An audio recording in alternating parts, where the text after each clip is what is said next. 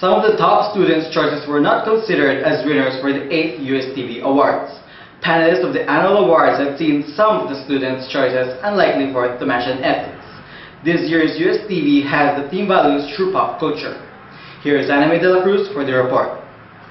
The USTV Awards will again give emphasis to the importance of morality in television shows.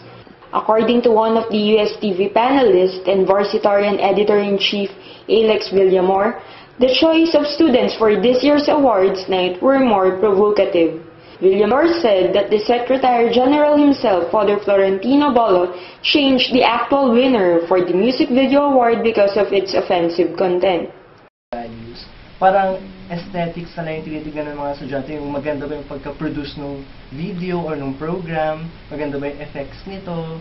So, parang dinidisregard na yung mga values or virtues, basta maganda yung final edit or yung pinoproduce na videos.